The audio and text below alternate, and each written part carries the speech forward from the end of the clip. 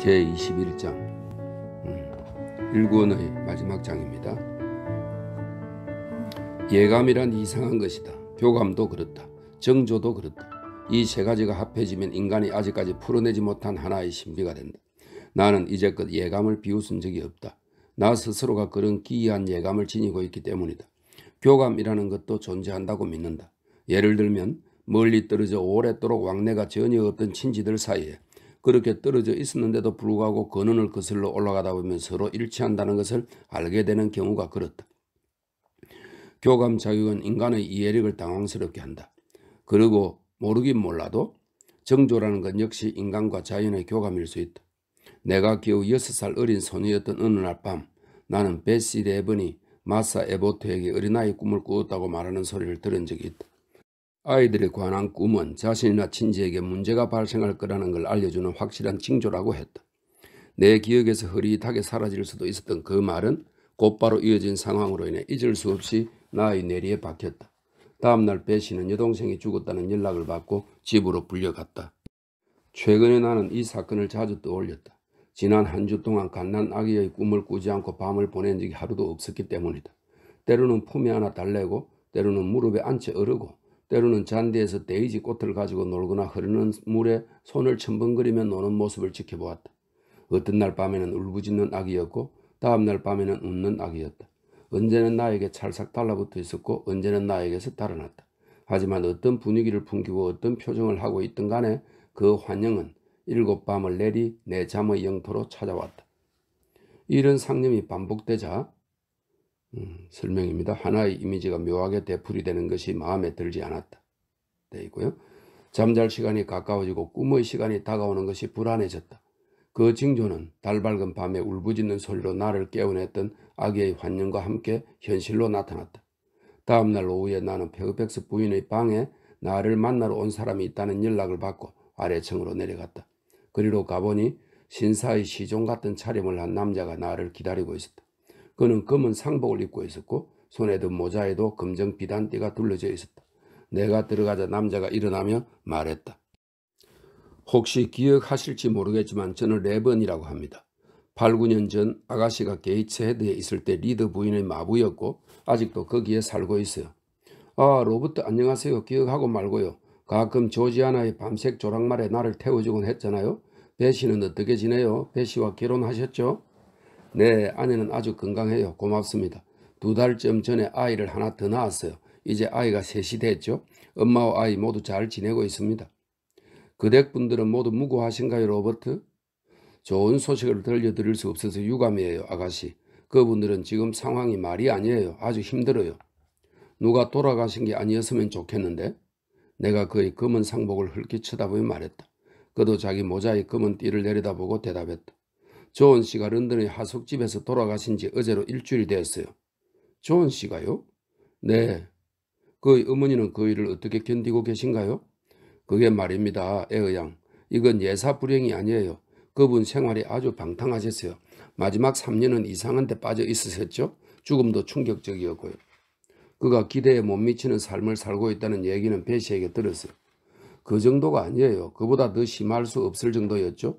아주 몹쓸 남자와 여자들 사이에서 건강과 영지도 다 망쳐버렸어요.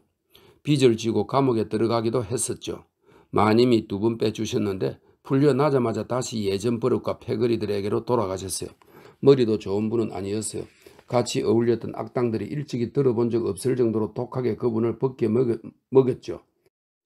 3주일 전쯤 게이츠 헤드에 내려와 마님에게 전 재산을 양도해달라고 하셨대요. 마님은 안 된다고 하셨죠. 아들이 방탕 때문에 재산이 줄어든 지 한참 됐거든요. 그래서 그분은 그냥 런던으로 올라갔는데 그 후에 돌아가셨다는 소식이 날아온 거예요. 어떻게 돌아가셨는지는 하나님만이 아시겠죠. 사람들 말로는 자살이래요. 나는 입을 열지 않았다. 끔찍한 소식이었다. 로버트 레번이 다시 말했다. 마님은 얼마 전부터 몸이 편찮으세요. 살은 많이 찌셨는데 건강하진 않으셨던 거죠. 줄어든 재산과 가난에 대한 두려움 때문에 기력이 쇠해지셨는데 조은 씨가 그런 식으로 돌아가셨다는 소식이 갑작스럽게 날아든 거예요. 그 때문에 발작을 일으켰죠. 사흘을 말씀을 못 하셨어요. 지난 화요일에 조금 나아지신 듯 했는데 무언가를 말씀하고 싶은 것처럼 제 아내에게 계속 신호를 보내면서 중얼거리셨어요. 겨우 어제 아침에야 배 씨는 마님이 말하는 게 아가씨 이름이라는 걸 알아들었어요. 제인을 데려와, 제인 에어를 데려와 얘기하고 싶어. 이렇게 말하는 소리였죠. 배 씨는 마님이 제정신인지 그 말에 무슨 의미가 있는지 알 수 없었어요. 하지만 일라이즈 양과 조지아나 양에게 그걸 말씀드리고 제인 아가씨를 부르러 보내라고 충고했어요. 두 분 아가씨께서는 미적미적 미루시다가 마님이 점점 오락가락하시고 제인 이렇게 너무 여러 번 말씀을 하시니까 끝내는 승낙을 하시게 된 거예요. 저는 어제 게이츠헤드를 떠나왔어요. 준비가 가능하시다면 내일 아침 일찌감치 모시고 갔으면 하는데요. 알았어요. 로버트 준비할게요. 내가 가야 할 것 같군요. 제 생각도 그래요, 아가씨. 배 씨는 아가씨가 절대 거절하지 않을 거라고 했어요. 하지만 먼저 허락을 받아야겠죠? 그래요. 지금 허락받을 거예요. 그를 하인들 방으로 데려가 존 내외에게 잘 보살펴달라고 부탁한 뒤 나는 로체스터 씨를 찾아 나섰다. 그는 아래층 어느 방에도 보이지 않았다. 마당에도 마구간에도 정원에도 없었다. 페어팩스 부인에게 그분을 봤느냐고 물으니 잉그램 양과 함께 당구를 치고 있을 거라고 대답했다. 나는 서둘러 당구실로 향했다. 달각달각 공소리와 와글와글한 목소리들이 거기서 울려 나왔다. 로체스터 씨, 잉그램 양, 에스텐가의 두 따님, 그들의 숭배자들이 모두 게임에 열중해 있었다. 그렇게 즐거워하는 사람들을 방해하려면 어느 정도 용기가 필요하다. 하지만 미룰 수 있는 용건이 아니었기에 나는 잉그램 양의 옆에 서 있는 로체스터 씨에게 다가갔다. 내가 가까이 가자 그녀가 고개를 돌려 도도하게 쳐다보았다. 그녀의 눈은 이 버러지 같은 여자가 무슨 볼일이야 하고 다그치는 듯 했고 내가 조그만 목소리로 로체스터 씨 하고 불렀을 때는 나를 쫓아낼 듯한 자세를 취했다. 그 순간에 그녀의 모습이 어떠했는지 나는 기억하고 있다. 대단히 우아하고 인상적이었다. 하늘색 그레이프로 만든 아침 예복을 입고 있었고 머리에는 얇은 하늘색 스카프를 감고 있었다. 그녀는 게임에 열을 올리고 있었고 짜증이 치민 자존심은 그녀의 오만한 인상을 누그러뜨리지 않았다. 이 사람이 당신에게 볼 일이 있나 봐요? 그녀가 로체스터 씨에게 말했다. 로체스터 씨는 이 사람이 누군지 알아보려는 듯 고개를 돌렸다. 그가 묘하게 인상을 찌푸리더니 큐를 던지고 내 뒤로 그 방을 빠져나왔다. 뭐지 제인? 그가 공부방 문을 닫고 그 문에 기대서면서 물었다. 죄송하지만 일주일이나 2주일쯤 휴가를 얻고 싶습니다. 뭘 하려고? 어딜 가려고? 저를 부르시는 병든 부인을 만나러 가려고요. 병든 부인이라니? 그녀가 어디에 사는데? 뗀뗀주의 게이츠헤드에 사십니다. 뗀뗀주? 거긴 160km나 떨어진 곳이야. 그녀가 누군데 그 먼 데까지 사람을 오라가라 하는 거요? 리더라는 분이에요. 리더 부인. 게이츠헤드의 리더? 게이츠헤드의 리더가 있었지. 아마 치안 판사지? 그분이 미망인이에요. 그런데 당신이 그녀와 무슨 상관이지? 어떻게 아는 사이인가요? 리더 씨가 저희 외삼촌이에요. 제 어머니의 오라버니요. 제 얘기랄 그런 말은 한 번도 한 적이 없잖아. 항상 친척이 없다고 했잖소. 저를 친척으로 인정할 사람은 없습니다. 리더 씨는 돌아가셨고 그의 아내는 저와 인연을 끊었습니다. 왜? 제가 가난하고 짐스럽고 저를 싫어했기 때문이에요. 리더가의 자식들이 있나? 당신 사촌들이 있을 테지? 마침 어제 조지 린이 게이츠헤드의 리더 이야기를 했어. 런던 최고의 망나니 중 하나라고 하던데 잉그램도 같은 곳 출신의 조지아나 리더 얘기를 했고 얼마 전까지 런던에서 미모로 꽤나 이름을 날렸다더군. 존 리더 역시 죽었습니다. 자신을 망치고 집안도 절반쯤 망친 후 자살했다고 하더군요. 그 소식이 너무나 충격적이어서 그의 어머니가 쓰러지셨대요. 당신이 그녀에게 무슨 도움이 되겠나? 말도 안 돼, 제인. 당신이 도착하기 전에 죽을지도 모르는 늙은이를 버리고 160km나 달려가다니 나 같으면 생각도 못할 일이요. 더구나 그 여자는 당신을 버렸다면서. 그래요. 하지만 그건 오래전 일이에요. 상황이 지금과는 매우 달랐을 때죠. 이제와 그녀의 소망을 모른 채 하는 건 마음이 편치 않아요. 얼마나 있을 생각이지? 되도록 빨리 돌아와야죠. 일주일만 있겠다고 약속하시오. 약속하지 않는 편이 낫겠어요. 약속을 어기게 될 수도 있으니까요. 아무튼 꼭 돌아와야 돼. 어떤 핑계로든 거기서 영원히 눌러 살겠다고 하진 않을 거지. 그럼요. 일이 끝나면 틀림없이 돌아올 거예요. 누구랑 같이 가지? 160km를 당신 혼자 가진 않을 테고. 네, 그쪽에서 마부를 보내왔어요. 믿을 만한 사람이요? 네, 그 집에서 10년째 살고 있는 사람이에요. 로체스터 씨가 생각에 잠겼다. 언제 떠날 거요? 내일 아침 일찍이요. 돈이 좀 있어야겠군. 돈 없이 여행할 수는 없을 테니 아마 별로 없겠지? 내가 아직 급료를 주지 않았잖아. 대체 얼마나 갖고 있어, 제인? 그가 미소 지으며 물었다. 나는 얄팍하게 거지없는 지갑을 꺼냈다. 5실링 있어요. 그가 내 지갑을 받아 손바닥에 내용물을 쏟아내더니 그 빈약함이 마음에 드는 듯 낄낄 웃었다. 그러고는 자신의 돈 지갑을 꺼냈다. 자, 하고 그가 나에게 지폐를 내밀었다. 그가 나에게 지급할 급료는 15파운드 뿐인데 그건 50파운드였다. 나는 그 스름돈이 없다고 말했다. 그 스름돈은 됐어. 그 정도는 알 거 아니야? 당신의 급료니까 받아두시오. 나는 내가 받을 금액보다 많이 받을 수는 없다고 거절했다. 처음에 그는 인상을 찌푸렸다. 다음에는 뭔가 다른 생각이 떠올랐는지 이렇게 말했다. 맞아. 지금 다 주지 않는 편이 낫겠군. 50파운드만 있으면 당신이 석 달 동안 안 돌아올 수도 있어. 여기 10파운드가 있어. 이거면 충분하지 않나? 네, 하지만 저에게 5파운드를 빚지는 셈이군요. 그러면 그걸 받기 위해서라도 돌아와. 내가 당신 돈 40파운드를 보관하고 있을 테니까. 로체스트 씨, 기회가 생긴 김에 일 문제로 말씀드리고 싶은 게 있어요. 일 문제? 대단히 듣고 싶군. 나리께서 친절하게도 곧 결혼하실 거라고 저에게 알려주셨지요? 그래, 그런데 그렇게 되면 아델은 학교에 보내야 해요. 나리께서도 필요성을 느끼실 거라고 생각합니다. 내 신부의 길에서 아이를 치우라는 거로군. 그렇게 하지 않으면 꽤나 짓밟힐 테니까. 일리 있는 제안이야. 맞는 말이야. 당신 말대로 아델은 학교에 가야 할 거야. 그리고 당신도 곧바로 어디로든 가버리겠지. 악마에게 가려나? 그건 아니기를 바랍니다. 하지만 저도 어딘가 다른 일자리를 찾아야 해요. 당연하지. 그가 이상야릇하고도 우스꽝스럽게 얼굴을 일그러뜨리며 콧소리로 소리쳤다. 그가 몇 분간 나를 바라보았다. 늙은 리드 부인이나 그 딸들에게 일자리를 알아봐 달라고 부탁하려는 거겠지? 아니요. 그런 부탁을 해도 될 정도로 가까운 사이가 아니에요. 저는 광고를 낼 거예요. 그가 떽떽거렸다. 차라리 이집트 피라미드에 걸어 올라가시지. 광고하려면 어디 한 번만 해봐. 10파운드 대신 1파운드만 줄 걸 그랬어? 9파운드 돌려주시겠소 제인? 쓸 데가 있어. 내가 지갑 든 손을 뒤로 감추며 대꾸했다. 저도 마찬가지예요. 무슨 일이 있어도 이 돈은 못 드려요. 그가 말했다. 노랭이 같으니 내 돈 부탁을 거절하다니. 그럼 5파운드만 주시오 제인. 5실링도 안 돼요. 5펜스도 안 돼요. 그럼 그냥 보여만 주시오. 안 돼요. 나리를 믿지 못하겠어요. 제인. 네? 하나만 약속해. 제가 할 수 있는 일이라면 뭐든지 약속할게요. 광고하지 마시오. 일자리 문제는 나한테 맡겨요. 때가 되면 내가 구해주겠어. 나리가 이 집에 신부를 맞아들이기 전에 아델과 저를 안전하게 내보내 주시겠다고 약속하신다면 기꺼이 그렇게 하겠습니다. 좋아. 틀림없이 약속하겠소. 그럼 내일 갈 건가? 네, 일찍이요. 만찬 후에 응접실로 내려올 거요? 아니요. 떠날 준비를 해야 해요. 그럼 잠시 작별 인사를 해야겠군? 그렇겠죠. 사람들이 어떤 식으로 작별을 하지 제인? 내게 가르쳐 주시오. 나는 그런 걸 잘 몰라. 안녕이라고 말하겠죠. 아니면 나름대로 좋아하는 방법을 택하거나. 그럼 그렇게 말해보시오. 로체스트 당분간 안녕히. 나는 뭐라고 해야 하지? 괜찮으시면 똑같이 하시면 돼요.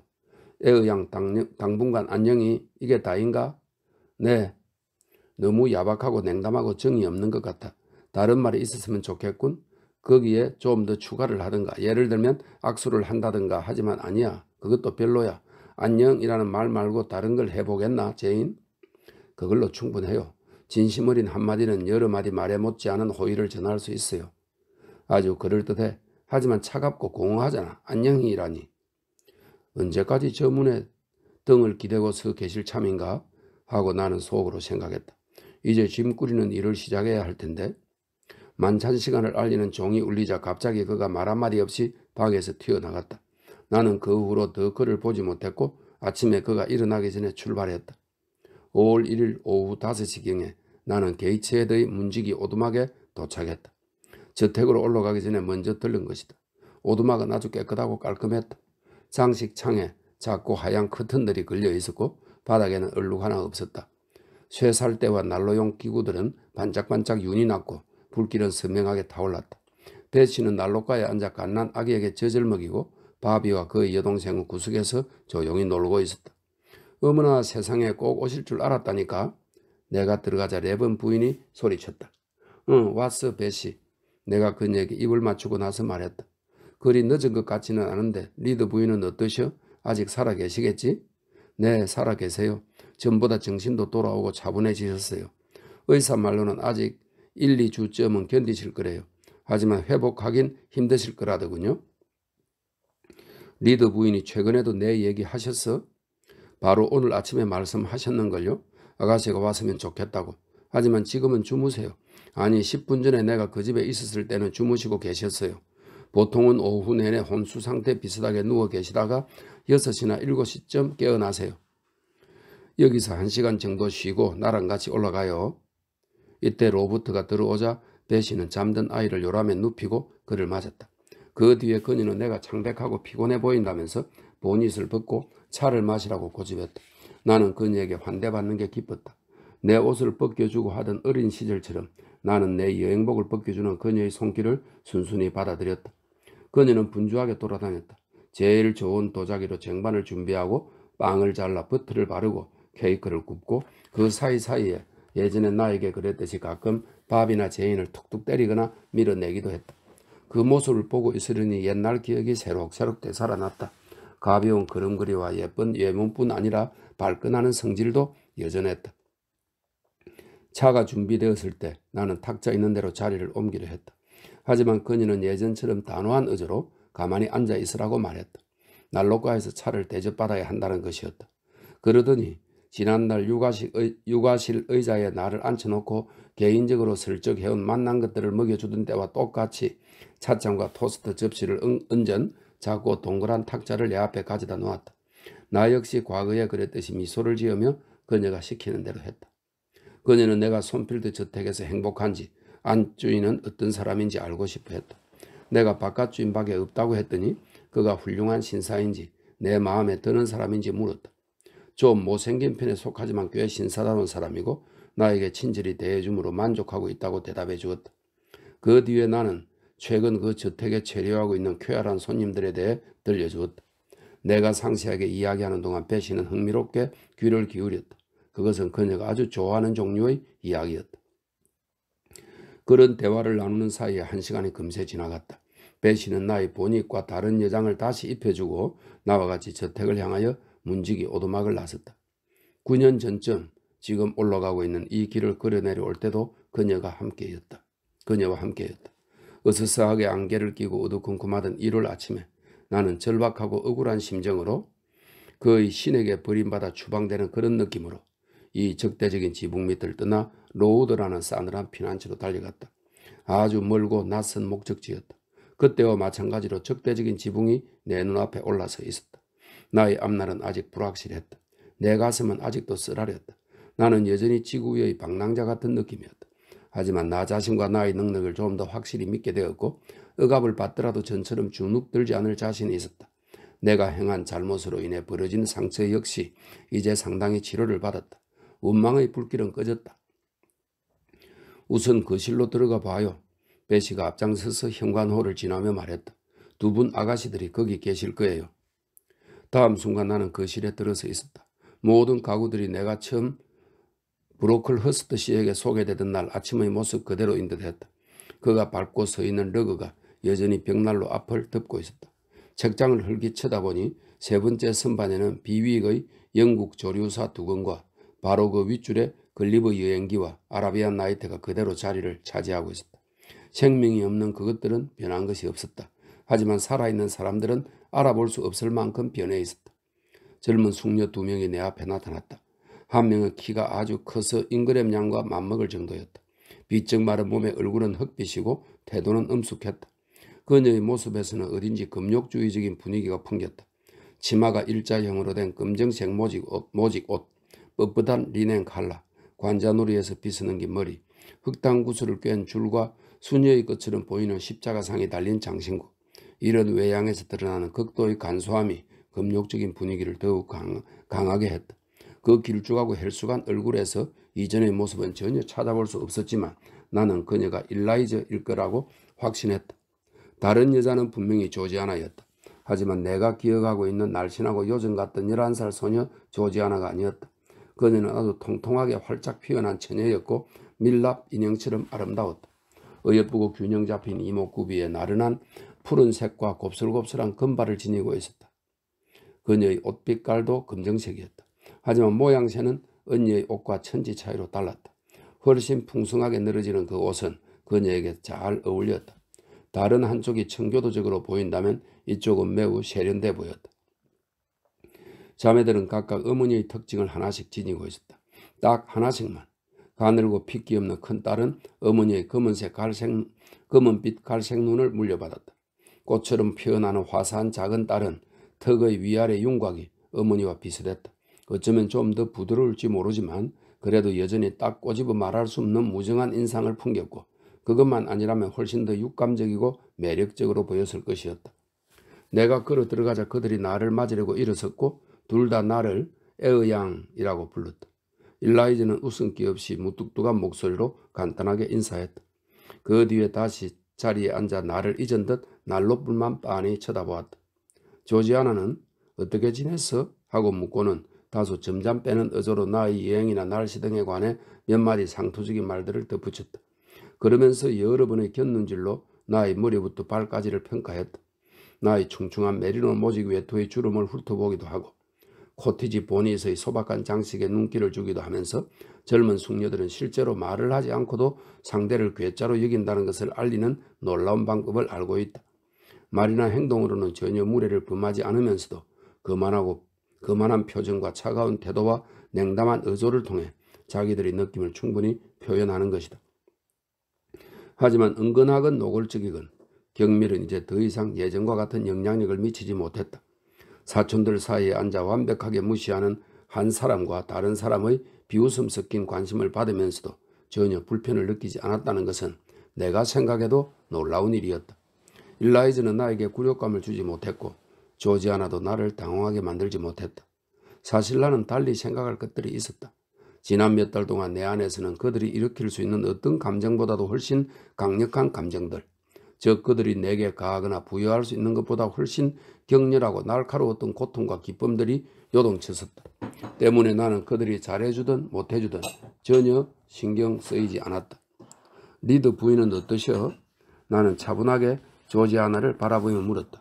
내가 직접적으로 말을 건넨 게 마치 예상치 못한 방종이라도 된다는 듯 그녀는 새침한 표정을 지었다.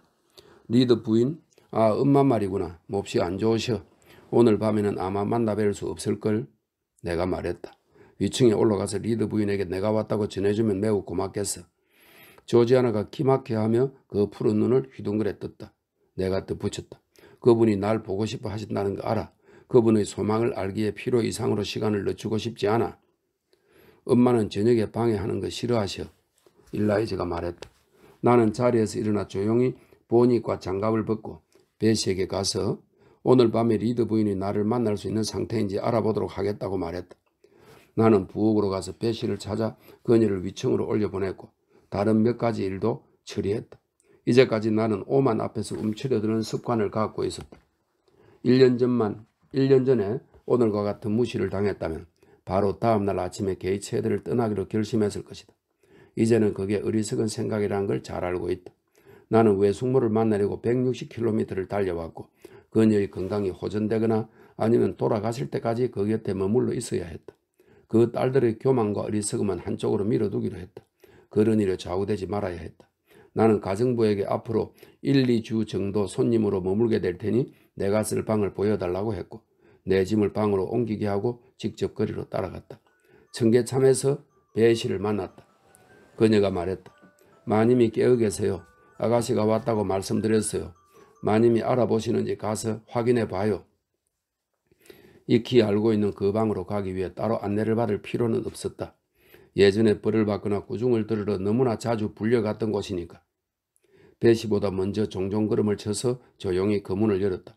점점 어두워지는 시간이라 가스를 씌운 등불이 탁자에 놓여 있었다. 예전과 다름없이 커다란 기둥이 4개 달린 침대에 호박색 휘장이 드리워져 있었다. 경대, 안락의자, 발받침도 그대로였다. 그 발받침에 나는 100번째 무릎을 꿇고 내가 저지르지도 않은 잘못에 대해 용서를 빌라는 명령을 받았었다. 그렇게 두려워했던 가느다란 회초리가 보일 것만 같아서 나는 가까운 구석을 둘러보았다. 회초리는 귀퉁이에 숨어 있다가 악마 새끼처럼 뛰어나와 부들거리는 나의 손바닥이나 움츠러든 목에 매질을 하곤 했었다. 나는 침대로 다가갔다. 커튼을 걷고 수북이 쌓인 베개 더미 위로 고개를 숙였다. 나는 리드 부인의 얼굴을 똑똑히 기억했고 그 낯익은 이미지를 열심히 찾아보았다. 세월이 복수의 여문을 진압하고 분노와 혐오의 충동을 진정시키는 것은 다행스러운 일이다. 그 옛날 이 여인을 떠날 때는 쓰디쓴 정오를 품고 있었으나 이제는 다른 감정 없이 그녀의 지극한 고통에 대해 일종의 연민만을 품고 이렇게 돌아왔다. 상처를 다했고 용서하기 위해 서로 화해하고 사이좋게 두 손을 맞잡고 싶다는 강한 열망을 안고 거기에 낯익은 얼굴이 있었다. 전처럼 엄격하고 가차없는 그 무엇으로도 녹일 수 없는 독특한 눈이 있었다. 거만하고 위압적으로 살짝 치켜 올라간 눈썹도 있었다. 그 눈썹이 나를 위협하고 정오하며 내려간 적이 얼마나 많았던가. 그 거친 선을 더듬어 보노라니 어린 시절의 공포와 슬픔의 기억이 새삼 되살아났다. 그렇지만 나는 아래로 몸을 내려 그녀에게 입을 맞추었다. 그녀가 나를 바라보았다. 제인 에어니? 그녀가 말했다. 네, 리드 외숙모 좀 어떠세요? 나는 한때 다시는 그녀를 외숙모라 부르지 않겠다고 맹세했었다. 하지만 지금 그 맹세를 잊고 어긴다고 해서 죄가 되지는 않을 것이다. 내 손이 시트 밖에 놓인 그녀의 손을 잡았다. 그녀가 따뜻하게 내 손을 눌러주었다면 그 순간 나는 진정한 기쁨을 경험했을 것이다. 하지만 예민한 성격은 그리 쉽게 누그러지지 않으며 타고난 반감도 그리 쉽게 가라앉지 않는 모양이다. 리드 부인은 손을 빼내고 내 얼굴을 외면하며 밤 공기가 따뜻하다고 말했다. 다시 나를 바라보는 그 시선이 너무나 얼음장 같아서 나는 곧 나에 대한 그녀의 생각과 감정이 전혀 변하지 않았고 변할 수도 없다는 것을 알았다. 그녀의 돌같은 눈, 부드러움을 통과시키지 않고 눈물에 흔들리지 않는 눈을 바라보면서 그녀가 마지막까지 나를 나쁘게 생각하기로 마음먹었다는 것을 알아차렸다. 나를 좋은 사람으로 여기고 있는 것은 그녀에게 관용의 기쁨을 주지 않을 테니까. 굴욕만을 안겨줄 테니까. 처음에는 고통스러웠고 다음에는 분노를 느꼈고 그 뒤에는 그녀를 굴복시키고 싶었다. 그녀의 천성과 의지를 눌러 이기고 지배자가 되고 싶었다. 어렸을 때처럼 눈물이 솟구쳤다. 나는 그 눈물에게 원래 있던 자리로 돌아가라고 명령했다. 침대 머리맡으로 의자를 가져왔다. 거기에 앉아 베개로 고개를 기울이며 말했다.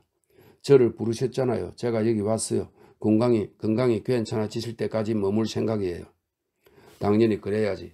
내 딸들을 보았니? 네. 그래. 내가 마음에 있는 몇 가지를 너와 얘기할 수 있을 때까지 너가 머물러 있기를 바라더라고 그들에게 말해라. 오늘 밤은 너무 늦었고 할 말을 생각해내기가 힘들어. 하지만 말하고 싶은 게 있어. 어디 보자. 방황하는 시선과 달라진 어조는 강건했던 그녀의 몸이 얼마나 심하게 무너졌는지를 말해주었다. 그녀가 불안하게 뒤척이며 자기 몸으로 이불을 끌어당겼다.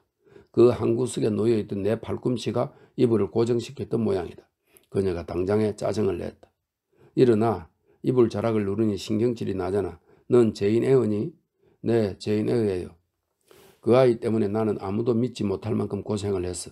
그 아이는 내 손에 남겨진 부담스러운 짐이었어. 매일 매시간 그 이해할 수 없는 성질에 갑자기 발끈 성질을 부리고 끊임없이 괴상하게 사람의 거동을 지켜보는 그 애가 얼마나 큰 골칫거리였는지.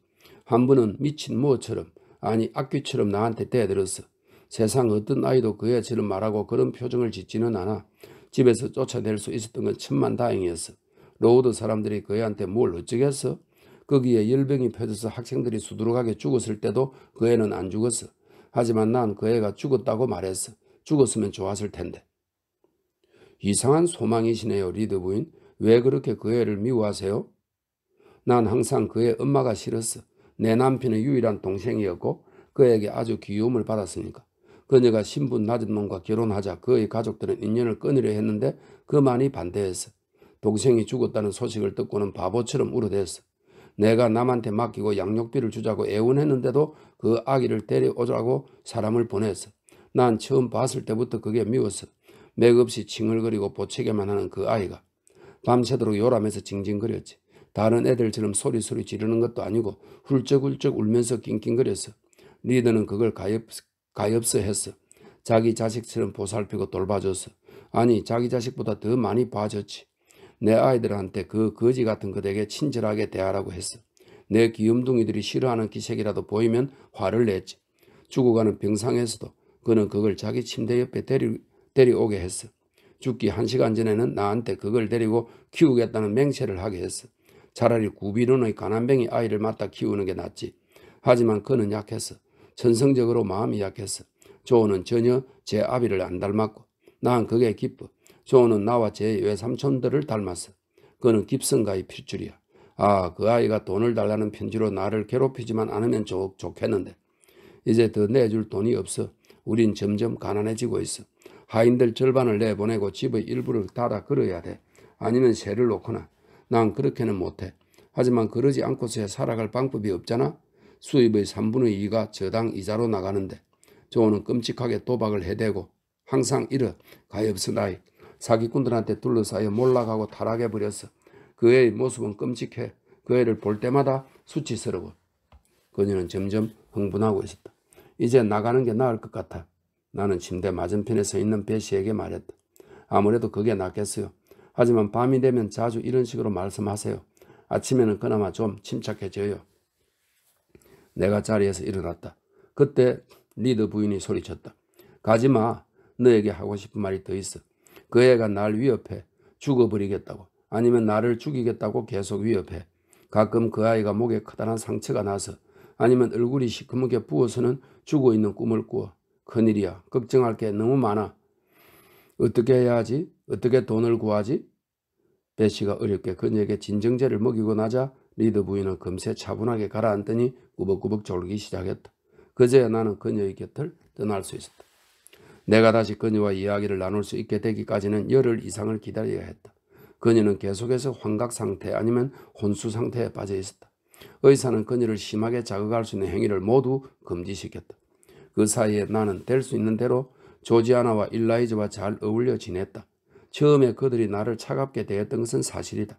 일라이즈는 하루의 반을 바느질이나 읽기나 쓰기를 하면서 앉아있을 뿐 자기 동생이나 나에게 말을 걸지 않았다. 조지아나는 1시간이 멀다 하고 카나리아에게 흩은 소리를 찌끄려댈 뿐 나를 거들떠보지도 않았다. 하지만 나는 일거리나 흥미거리가 없어서 쩔쩔매는 사람처럼 보이지 않기로 결심했다. 나는 그림 도구들을 싸가지고 왔고 그것이 나의 일거리가 되고 즐거움이 되어 주었다. 나는 연필통과 종이 몇 장을 가지고 그들에게서 떨어진 창가 자리에 앉아 쉴 새 없이 변하는 상상의 만화경에서 순간순간 모습을 드러내는 장면들을 표현하고 상상화를 스케치하며 시간을 보냈다. 두 개의 바위 사이로 언뜻 보이는 바다, 떠오르는 달과 그 동그란 가운데로 지나는 배, 갈대와 창포의 군락과 연꽃관을 쓰고 솟아오르는 물의 요정의 머리, 산사나무 꽃의 화한 아래 바위 종다리 둥지에 앉아있는 요정. 어느 날 아침에는 얼굴을 스케치하기도 했다. 그게 어떤 얼굴이 될지 나는 알지 못했다. 아니, 상관도 없었다. 부드러운 검은 연필을 쥐고 끝을 뭉툭하게 하면서 열심히 그려나가자 종이에는 금세 넓고 툭 튀어나온 이마와 아래쪽에 네모진 얼굴 윤곽이 나타났다. 그 윤곽은 나에게 기쁨을 주었다. 내 손은 거기에 이목구비를 채우려고 활발하게 움직였다. 그런 이마 밑에는 진하게 수평으로 뻗은 눈썹이 제격이었다. 다음 날에는 당연히 콧날이 곱고 콧구멍이 큼직하니 잘생긴 코를 그렸다. 그 다음에는 결코 작지 않으면서도 나긋나긋해 보이는 입. 다음에는 가운데가 우묵하게 쑥 들어간 완벽한 턱. 물론 검은 구렛나루도 좀 있어야 하고 관자놀이에 흥크러지고 이마 위에서 물결치는 흑옥색 머리칼도 좀 있어야 했다. 이제 눈을 그릴 차례였다. 가장 신중하게 작업해야 할 부분이라서 마지막에 그리려고 남겨둔 부분이었다. 나는 두 눈을 큼직하게 그렸다. 모양을 잘 잡았다. 속눈썹을 길고 거무스름하게 그렸다. 홍채는 크고 빛나게 그렸다. 좋았어. 하지만 아직 무언가 부족해. 그 효과를 살펴보면 내가 생각했다. 힘과 기백이 좀 더 필요해. 밝은 부분이 더 화려하게 빛날 수 있게 색조를 더욱 검게 칠했다. 한두 번의 적절한 손질이 더해지자 그림은 성공적으로 완성되었다. 자, 이제 내 눈앞에 친구의 얼굴이 있었다. 젊은 숙녀들이 나에게 등을 돌리고 있다 한들 무슨 대수인가? 나는 그것을 쳐다보았다. 쏙 빼닮은 그 얼굴을 보며 미소 지었다. 나는 열중했고 만족스러웠다. 너가 아는 사람이야? 어느새 나 모르게 다가와 있던 일라이즈가 물었다. 나는 그냥 상상 속의 인물 얼굴이라고 대답하고 서둘러 다른 종이 밑에 그림을 숨겼다. 물론 거짓말이었다. 그것은 사실 로체스터시를 매우 충실하게 묘사한 초상이었다. 하지만 그녀에게든 누구에게든 나 외에는 아무 상관이 있을 리 없었다. 조지아나도 그림을 보려고 다가왔다. 다른 그림들은 썩 마음에 들어 했지만 그 인물화를 보고는 못생긴 남자라고 말했다. 그들 둘 다 내 솜씨에 놀란 듯 했다. 나는 그들의 초상화를 그려주겠다고 제안했다. 그들이 차례로 앉아 내가 연필로 윤곽을 잡을 수 있게 포즈를 취했다. 그 후에 조지아나는 자신의 그림첩을 가지고 왔다. 나는 수채화를 한 장 그려주겠다고 약속했다. 그 말이 금세 그녀를 기분 좋게 해준 모양이었다. 그녀가 정원으로 산책을 나가자고 했다. 밖으로 나선 지 2시간도 안 돼 우리는 비밀스런 대화에 깊이 빠져들었다. 그녀는 몇 개월 전에 런던에서 보냈던 그 화려한 겨울과 그곳에서 받았던 찬사를 들려주었다.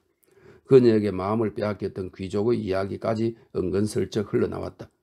오후가 지나고 저녁이 무르익을 때까지 이 은근한 이야기들은 상세하게 설명되었다. 갖가지 달콤했던 대화들이 내 귀에 전해지고 감상적인 장면들이 내 앞에 펼쳐졌다. 간단히 말해서 그날 그녀는 사교계의 삶에 관한 소설 한 권을 즉석에서 지어준 셈이었다. 이야기는 매일같이 반복되었다. 주제는 언제나 같았다. 그녀 자신, 그녀의 사랑, 그리고 그녀의 비애에 관해서였다.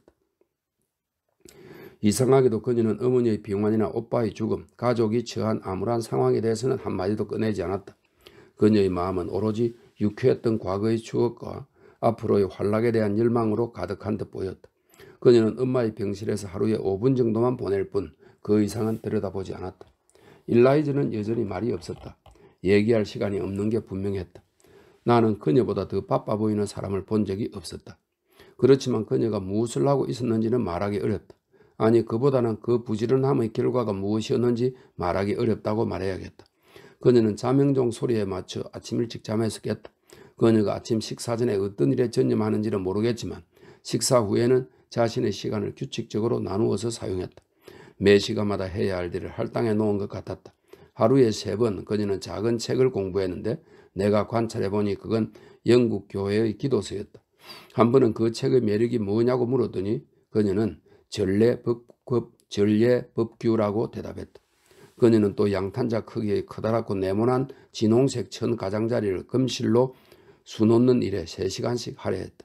이 물건의 쓰임새를 묻는 내 질문에는 게이츠헤드 근처에 세워진 새로운 교회의 재단용 덮개라고 답해 주었다. 그녀는 2시간을 일기 쓰는데 쏟았다. 혼자 부엌 채소밭을 가꾸는데 2시간, 장부를 정리하는데 1시간. 그녀는 다른 사람들과의 교제도 대화도 원치 않는 듯했다. 나는 그녀가 그녀 나름의 방식으로 행복했다고 믿는다. 이런 하루 일과는 그녀를 만족시켰을 것이다. 시계처럼 규칙적인 생활을 변화시키는 사건이 일어나는 것은 그녀에게 더없이 짜증스러운 일이었다. 어느 날 저녁 평소보다 말하고 싶은 마음이 생겼는지 그녀는 존의 행동과 집안에 밀려드는 파밀의 위협이 자신을 극심하게 괴롭혔다고 나에게 고백했다. 하지만 지금은 마음이 안정되었고 결심이 섰다고 그녀는 자기 몫의 재산을 안전하게 간직해 두고 있었다. 어머니가 돌아가신다면, 이 설명입니다. 어머니가 회복되거나 오래 버티는 것은 도저히 불가능한 일이라고 그녀는 차분하게 말했다. 됐어요? 어머니가 돌아가신다면 마음에 오래도록 품어왔던 계획을 실천에 옮길 예정이라고 했다. 규칙적인 습관이 여전히 방해받지 않을 곳으로 은둔하여 영원히 방해받지 않을 곳으로 은둔하여 그녀와 경박한 세상 사이에 안전한 장벽을 세우겠다는 것이다. 나는 조지아나도 같이 가는 거냐고 물어보았다. 당연히 아니지. 조지아나와 나는 공통점이 하나도 없어. 비슷한 구석이 있었던 적도 없어. 무슨 일이 있어도 조지아나와 같이 지내며 골머리를 썩지는 않을 거야. 그녀는 자기 갈 길을 가면 돼. 나는 내 길을 갈 거야. 나에게 자기 마음을 털어놓는 시간 외에 조지아나는 소파에 들어누워 집이 답답하다고 안달하고 깁슨 숙모님이 도시로 불러주기를 거듭거듭 기원하면서 대부분의 시간을 소일했다. 모든 게 끝날 때까지 1-2달 피해 있을 수만 있다면 얼마나 좋을까? 그녀가 말했다. 모든 게 끝나는 게 어떤 뜻인지 물어본 적은 없지만 예정된 엄마의 죽음과 그 후의 엄울한 장례식에 대한 얘기였으리라고 생각한다. 일라이즈는 그렇게 중얼거리며 빈둥대는 물체가 아예 존재하지 않는 것처럼 대체로 동생의 게으름과 불평을 아는 체 하지 않았다. 하지만 하루는 회계장부를 치우고 수놓을 일감을 펼치다가 갑자기 이러한 말로 동생을 질책했다. 조지아나, 너보다 더 허영심 많고 어리석은 동물은 이 지구상에서 허용된 적이 없었을 거다. 넌 세상에 태어날 자격이 없었어. 인생을 유용하게 쓰지 않으니까. 이성적인 존재들은 그렇게 살지 않아. 너는 너 안에서 너 자신과 함께 사는 대신에 다른 사람의 힘에 기대서만 살려고 해. 그렇게 뚱뚱하고 나약하고 자만심만 부푼 쓸데없는 인간을 기꺼이 맡아주려는 사람을 찾지 못하면 너는 너가 학대받고 방치되고 있다며 비참하다고 소리를 지르지. 게다가 너의 생활에 끊임없는 변화와 흥분된 장면이 이어지지 않으면 세상을 지하 감옥으로 여기고 너에게 감탄해주고 구애하고 아부하는 사람이 없으면 또 음악, 춤, 사교가 없으면 맥없이 기운이 빠져버리지. 너의 것이 아닌 남의 노력과 남의 의지에 의존하지 않고 살아나갈 방법을 생각해낼 분별력이 없는 거니? 하루를 생각해봐. 그걸 부분으로 나누어서 할 일을 정해. 15분, 10분, 5분이라도 할 일 없이 남겨두지 말고 전부 포함시켜. 체계적으로 엄격하게 규칙을 지켜서 일을 해봐. 하루가 언제 시작됐는지도 모르게 끝이 날 거야. 너의 공허한 1분을 채우려고 누구에게도 빚질 필요가 없어. 다른 사람과의 교제, 대화, 동정, 인내를 구하지 않아도 돼. 간단히 말해서 독립된 인간으로 사는 거야. 내 충고를 귀담아 들어. 내가 너에게 주는 처음이자 마지막 충고야. 그러면 너에게 무슨 일이 생기더라도 나도 다른 누구도 필요하지 않을 거야. 내 충고를 가볍게 흘려듣고 지금처럼 계속 바라기만 하고 칭얼대고 게으름을 피운다면 어떤 견딜 수 없는 나쁜 결과가 닥칠지라도 너의 어리석음의 결과를 감당해야 할 거야. 분명히 말해두겠어. 잘 들어. 내가 지금 하는 말을 다시는 반복하지 않겠지만 그대로 흔들림 없이 행동할 테니까. 어머니가 돌아가시면 난 너에게서 손을 뗄 거야. 어머니의 관이 게이츠헤드 교회의 지하 묘지로 옮겨지는 그날로 너와 나는 남남이 되는 거야. 한 부모에게서 태어났다는 그 미약한 인연을 이유로 나에게 매달릴 생각은 하지 마. 내가 너를 참아줄 거라고 생각하면 안 돼. 이 점은 분명히 말할 수 있어. 우리 둘만 빼고 온 인류가 썰려 없어지고 지구에 발을 딛고선 인간이 우리 둘뿐만이라 해도 나는 그 구세계에 너를 놔두고 신세계로 혼자 떠날 거야. 그녀가 입을 다물었다. 그러자 조지아나가 대꾸했다. 수고스럽게 그런 연설 안 해도 되거든. 언니가 세상에서 제일 이기적이고 정없는 인간이란 건 세상이 다 알아. 나를 악의적으로 미워한다는 것도 난 알아. 전에 에드윈 비어 경의 일로 내 뒤통수를 쳤을 때 다 알아봤어. 내가 더 높은 신분이 되고 자기를 갖게 되고 언니가 감히 얼굴도 들이밀지 못하는 사교계 사람이 되는 게 참을 수 없었겠지. 그래서 염탐하고 고자질하고 나의 화려한 미래를 완전히 망쳐놨잖아. 조지아나는 손수건을 꺼내 그 후로 1시간 동안 코를 푸르댔다. 일라이즈는 근접도 할 수 없게 싸늘하게 부지런하고 근면하게 앉아있었다. 진실하고 관대한 감정을 대수롭지 않게 여기는 이들이 있다. 하지만 여기 이 두 사람은 그것이 없음으로 인해 한 명은 견딜 수 없이 가혹하고 다른 하나는 천박하리 많지 몸이 건조했다.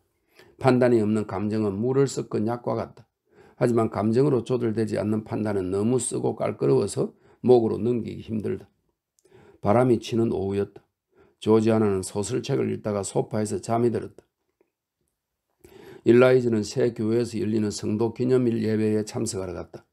종교 문제에 관한 그녀는 엄격한 형식주의자였다. 그녀가 신앙의 의무로 여기는 것을 꼼꼼히 이행하는 일에 있어서 날씨는 아무런 장애물이 되지 못했다. 날이 좋거나 굽거나 그녀는 매주 일요일에 3번씩 교회에 갔고 평일에도 예배가 있을 때마다 참석했다. 나는 위층에 올라가 방치된 채 죽어가는 여인이 어떤 상태인지 살펴보기로 했다. 하인들도 생각날 때나 한 번씩 들여다볼 뿐이었다. 감독하는 사람이 없으니 고용된 간호사는 틈만 나면 방에서 빠져나갔다. 배씨는 충실했다. 하지만 신경 써야 할 가족이 있었기 때문에 가끔씩만 저택에 올라올 수 있었다. 예상했던 대로 병실에는 지키는 사람이 없었다. 환자는 혼수 상태인 듯 미동 없이 누워있었다. 그녀의 낯빛 얼굴은 베개 안에 묻혀 있었다. 쇠살대 안에 불길은 꺼져가고 있었다. 나는 석탄을 다시 넣어 불을 살리고 이불을 정리하고 이제 나를 응시하지 못하는 여자를 잠시 응시하고 나서 창가로 걸어갔다. 빗물이 강하게 유리창을 때리고 바람이 요란하게 불어대고 있었다. 한 사람이 저기에 누워있다. 고 나는 생각했다. 이제 곧 세상 비바람의 힘이 미치지 못하는 곳으로 가게 될 사람. 육체의 집을 떠나려고 몸부림치는 저 영혼은 해방된 후에 어디로 날아가게 될까? 그 거대한 신비를 곰곰이 묵상하며 나는 헬렌 번스를 떠올렸다. 그녀가 죽음 앞에서 한 말들, 육신에서 분리된 영혼은 평등하다고 믿었던 그녀의 신념을 떠올렸다. 나는 그렇게 여전히 내 기억에 또렷이 남아있는 그녀의 목소리를 듣고 있었다. 평온한 임종의 자리에 누워 거룩한 아버지의 품으로 돌아가려는 갈망을 속삭이던 그녀의 창백하고 숭고한 모습. 그 쇠약한 얼굴과 고귀한 시선을 떠올리고 있을 때 뒤쪽 침대에서 힘없는 목소리가 중얼거렸다. 거기 누구야? 리더 부인이 벌써 며칠째 입을 열지 않은 것을 나는 알고 있었다. 그녀가 기운을 차린 것일까? 내가 그녀에게 다가갔다. 저예요, 리더 외숙모. 저라니 누구? 그녀의 대답이었다. 넌 누구야? 하며 경계하는 시선으로 날 쳐다보았지만 감정이 격해진 것 같지는 않았다. 누군지 모르겠어. 배 씨는 어디 있어? 오두막에 있어요, 외숙모. 그녀가 중얼거렸다. 외숙모? 누군데 나더러 외숙모라고 하지? 분명히 깁슨가의 핏줄은 아니야. 하지만 널 알 것 같아. 그 얼굴, 그 눈과 이마가 꽤 낯이 익어. 넌 그래, 제인 에어를 닮았어. 나는 아무 말도 하지 않았다. 내가 누구인지를 밝혔다가 충격을 일으킬까 봐 걱정스러웠다. 그녀가 말을 계속했다. 하지만 내가 잘못 봤겠지. 내 생각이 나를 속이는 거야. 보고 싶은 마음에 닮지도 않은 아이를 보고 닮았다고 상상하는 거야. 게다가 8년 동안에 그 애는 아주 많이 변했을 거야. 내가 부드럽게 내가 바로 제인 에어라고 말해주었다. 그녀가 내 말을 이해하고 정신이 수습된 것을 확인한 뒤에 나는 배씨가 남편을 보내 손필드에서 나를 데리고 왔던 경위를 설명했다. 잠시 후에 그녀가 말했다. 내가 아주 많이 아프다는 거 알아. 조금 전에 돌아 누우려고 했는데 몸이 움직이질 않았어. 죽기 전에 마음을 편안하게 하고 싶어.